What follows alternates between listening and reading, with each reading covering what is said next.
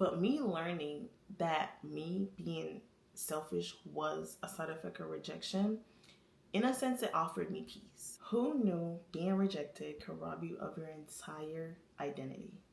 And it's crazy to think in the midst of it all, you already knew my name. Hey y'all, what's up? My name is Tony Alyssa. Welcome back to my channel. So in today's video, we are going to talk about how, because I was rejected, I became selfish and many more things. So let's back it up. How was I rejected?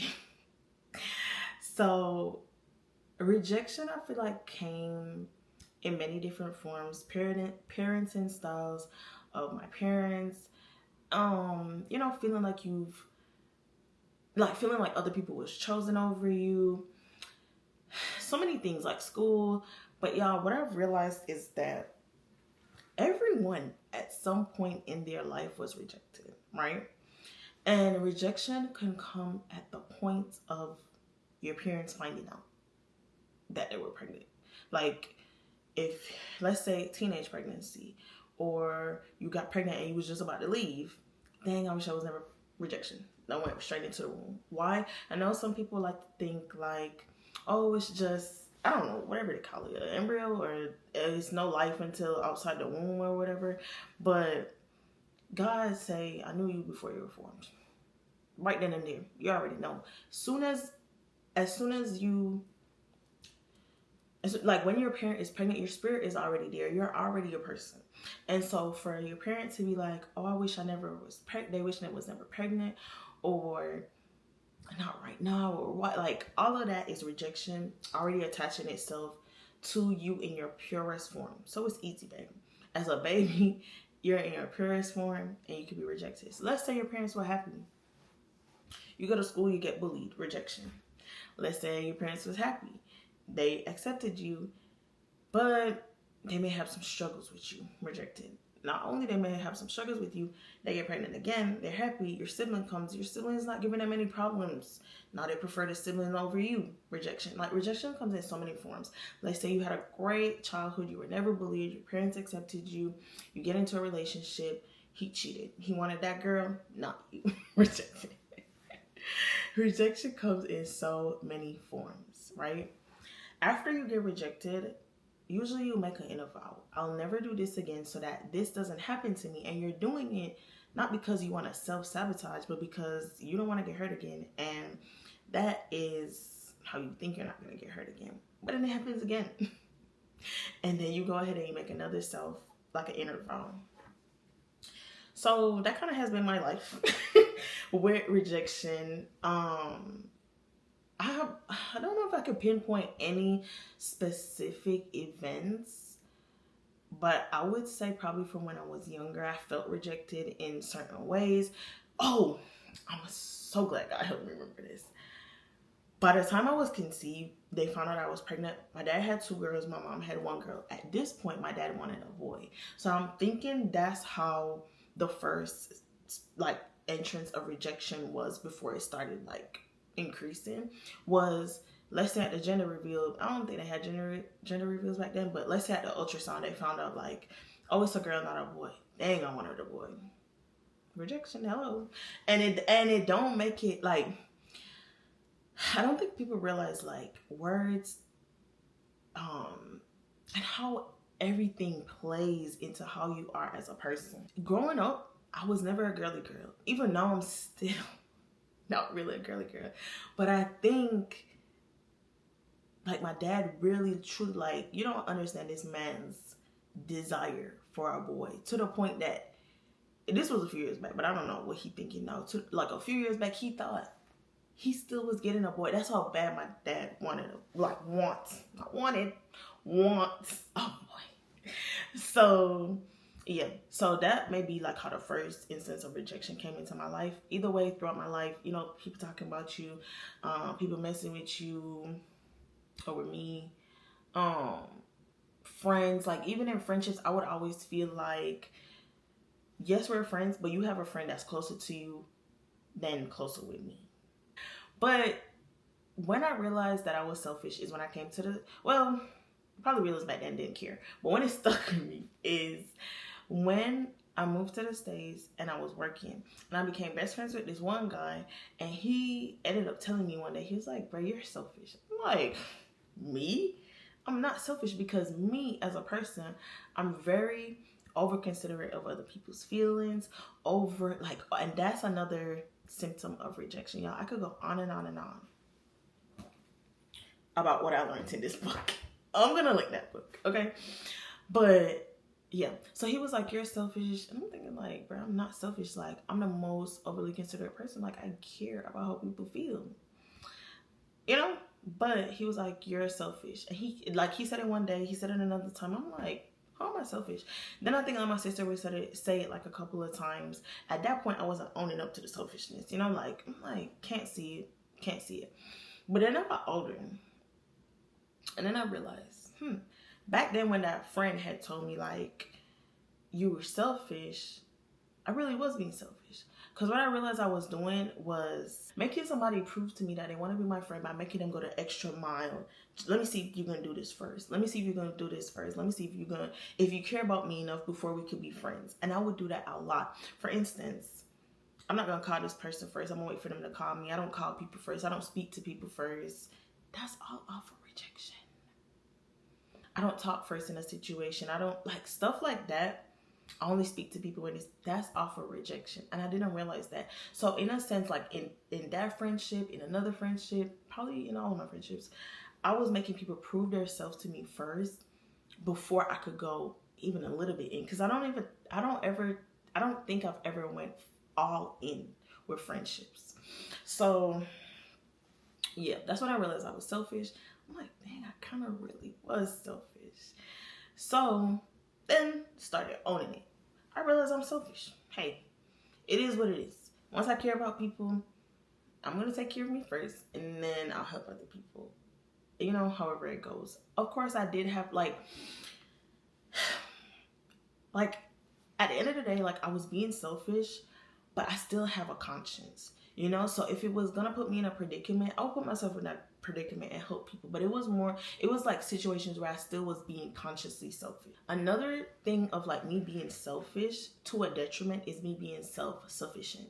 So feeling like I don't need anybody for anything. I can do this all by myself. I don't ask people for help. We seen how that played out in me like moving to Texas and those other things. Me being self-sufficient, me not calling people for help, me not expressing to people how I feel, me just cutting people off when I feel like they make me feel some type of way. I feel like they're playing in my face. You don't ever have to hear from me again. That's how I was acting. When I moved into this apartment that I'm in right now, I know I said like I had PTSD from my last apartment. Well, from my, not the last one. The one before, where I kept being late on my rent was never, well, I kept being late on my rent. The trials that I went through the year before in 2022, everything, it was PTSD. And I was thinking like, God, I just don't ever want to go back. Like, okay, I was struggling on my rent when I was living by myself. My first apartment, I was struggling for a few months, you know, when like my first ever apartment when I was on my rent. So I'm thinking like, and then when I moved in with my mom and my sister, I'm like, we were never late on rent. So I'm like, God, is it that I can't like pay my rent when I'm living by myself? I could only do it with other people. So that was kind of like a thing that was in my mind. And then we decided to, you know, move out and be in our own spaces. And so that was weighing heavy on me. Another thing that I realized is on my off days, on the days that I'm working, I'll be ready for an off day. On my off days and that last off day going back to work, I would have anxiety like no other. And I don't know. She explained something like that in the book, but that's how I was feeling. It was just anxiousness of, one, I don't want to go back. When I tell y'all I don't like this job, I didn't want to go back. It was just so much in my mind. But I think I was having one of those days of me having to go back to work and me just being overwhelmed, that anxiousness, to where I just feel like it was crashing down on me. Like this was like the end all. Like literally I was just sitting here, just started crying. I'm like, why am I crying? What is wrong with me? I'm like, what is wrong with me? So I was like, let me read this lady book. Like literally in the midst of me crying, I decided I'm going to read this rejection book because it said, and it was not what I expected. Like I was just like, let me read this book. Maybe it'll help me kind of navigate. And oh, did it help me navigate?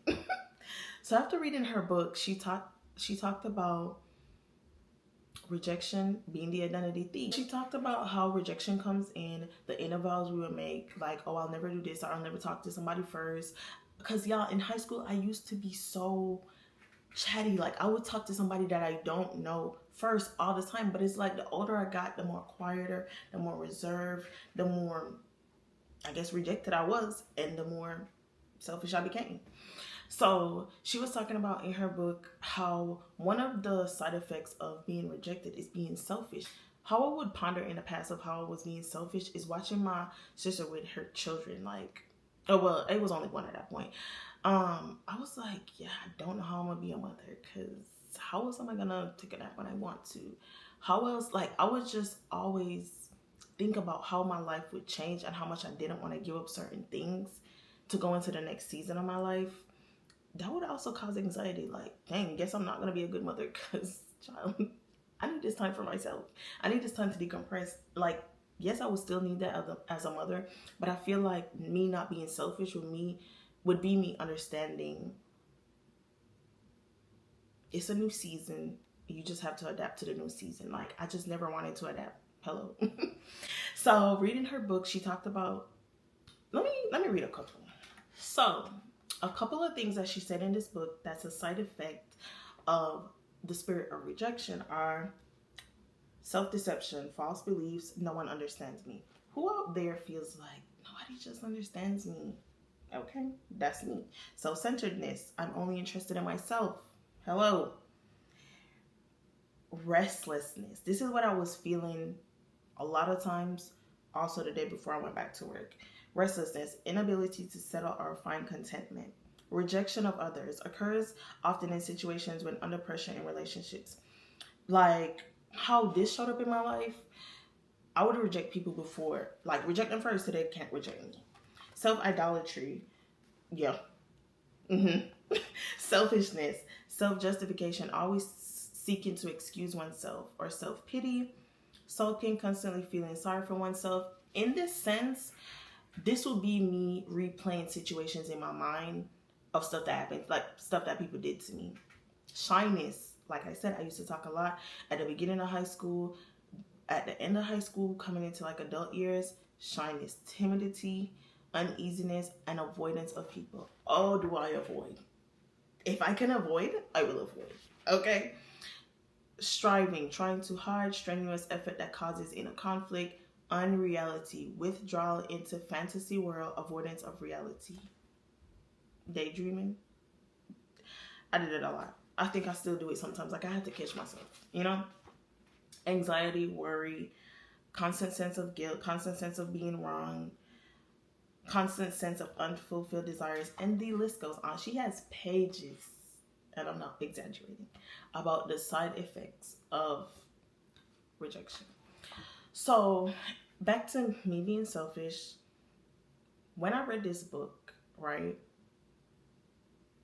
not only did I learn rejection was causing me to be selfish and only focus on myself, but me learning that me being selfish was a side effect of rejection, in a sense, it offered me peace. Because once I repented, renounced, came out of agreement with the spirit of rejection, and I said every single thing on that list, even if it didn't apply to me, or I thought it didn't apply to me, I repent, renounce, come out of agreement with it.